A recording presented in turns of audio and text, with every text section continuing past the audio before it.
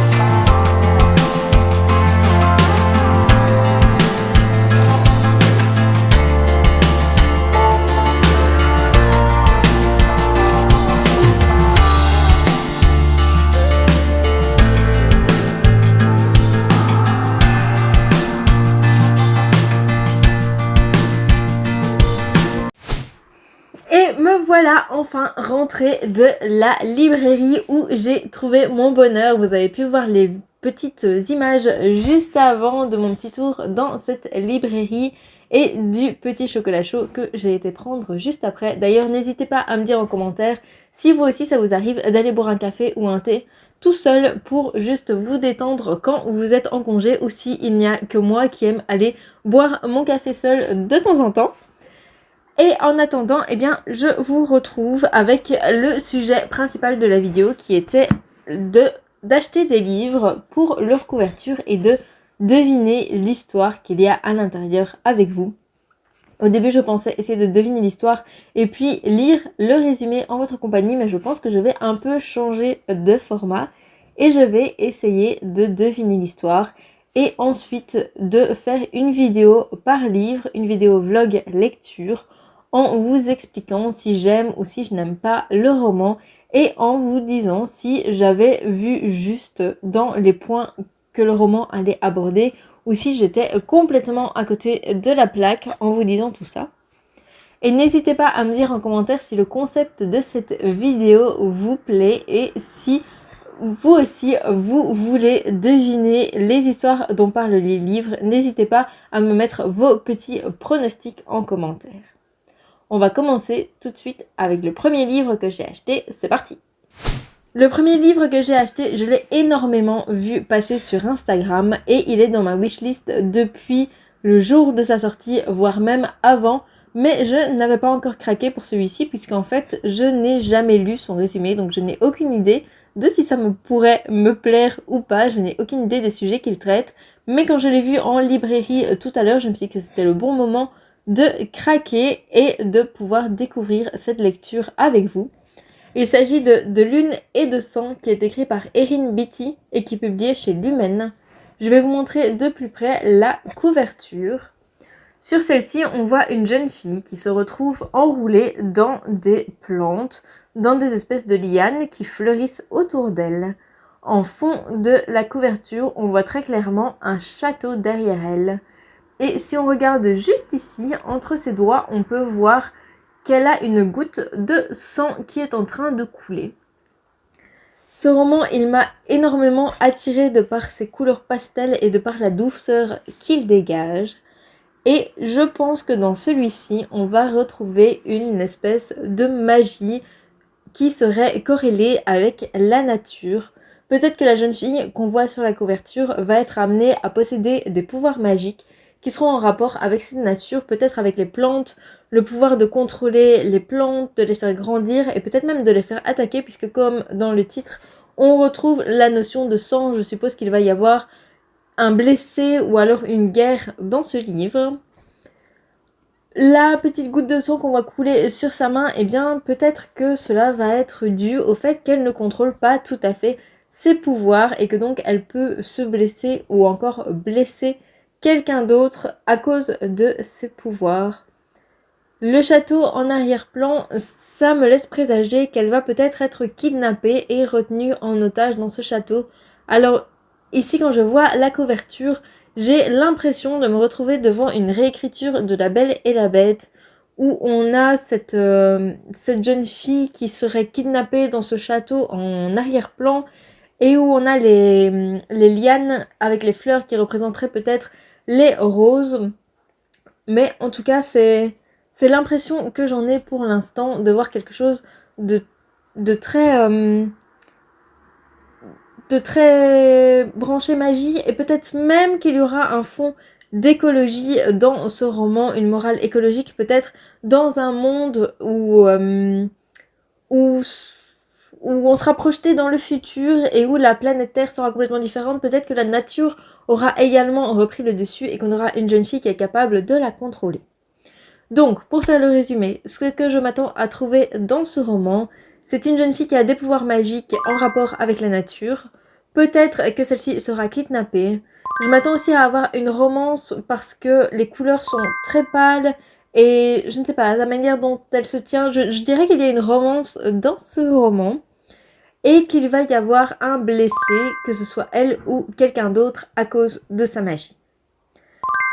C'est tout pour moi pour ce premier roman, mais n'hésitez pas à me dire ce que vous pensez qu'il y aura dans celui-ci en commentaire. Pour le deuxième livre, on se retrouve ici avec une couverture qui est complètement différente de celle que je vous ai montrée tout à l'heure, puisqu'en fait, elle ne laisse absolument rien présager. On est sur le titre Dance of Thieves. Je suis désolée si je le prononce mal, mais mon anglais n'est pas au top du top. Dance of Thieves, ah, dites bonjour à Oxy, qui a été écrit par Marie et Pearson et c'est publié chez La Martinière Jeunesse. La Martinière Jeunesse, c'est également eux qui ont édité la saga Keleana et c'est principalement ce qui m'a fait craquer pour celui-ci ainsi que le petit écusson coup de cœur de club. Je vous montre la couverture de plus près. On se retrouve sur un style à la Keleana qui est rempli en fait de dorures qui s'entrelacent ici sur la couverture. Et c'est ça qui m'a fait craquer, c'est clairement ce rapport avec ce livre que j'aime plus que tout. Et dans Dance of Thieves, eh bien, je pense évidemment qu'on va suivre peut-être des voleurs. Ça m'a fait aussi énormément penser à l'univers de Six of Crows. Et donc, je pars sur une histoire de voleurs, sans histoire d'amour, juste des voleurs qui vont peut-être devoir réaliser un cambriolage vraiment en mode Six of Crows. Vous voyez la queue d'Oxy qui est juste là. Et donc, vraiment à la Six of Crows, une bande de voleurs qui vont se rencontrer, peut-être réaliser un braquage. Je ne pense pas qu'on sera sur un livre de fantasy, mais bien sur un livre d'aventure avec des gentils qui seront un peu des anti-héros. Et alors sur le côté ou en bas, ici vous voyez, on a des petites roses. Juste là, je n'ai aucune idée de ce qu'elles peuvent représenter. Je vais quand même retirer l'écusson club parce que au moins ainsi je verrai ce qu'il y a en dessous.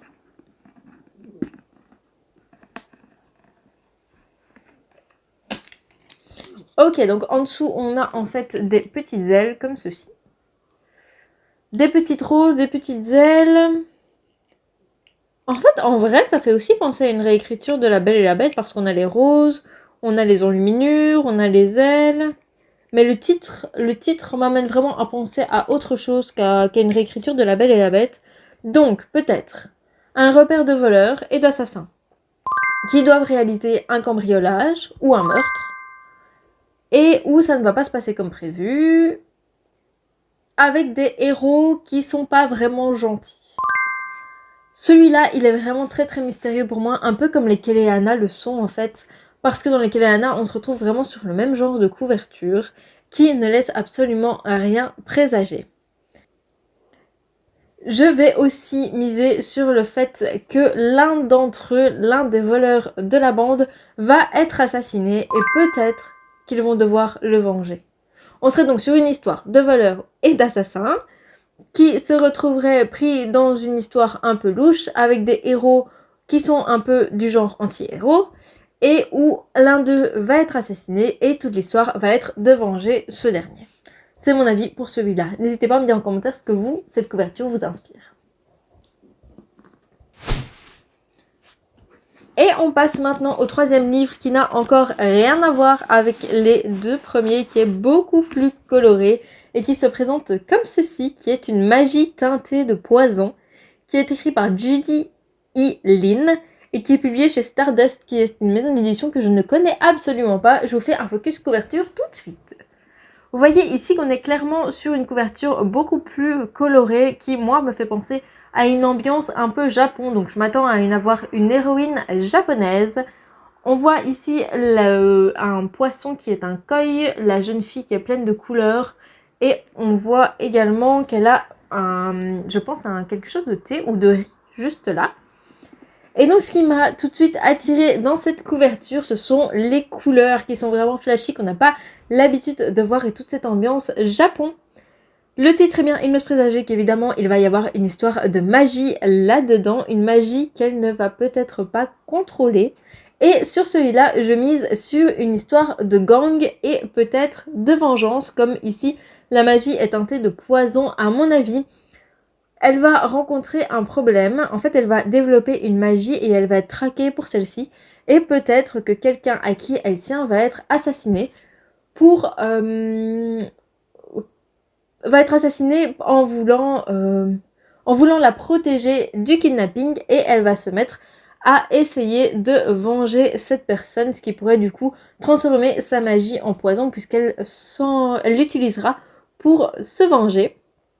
Vraiment, cette couverture, je l'ai trouvée absolument magnifique. Je pense qu'on va trouver une histoire d'amour dans celui-ci également. Et donc, si on récapitule, une histoire qui se passe au Japon avec une héroïne japonaise, une histoire de gang qui tourne mal, où quelqu'un que l'héroïne aime va être tué, et où elle va essayer de se venger de celui-ci,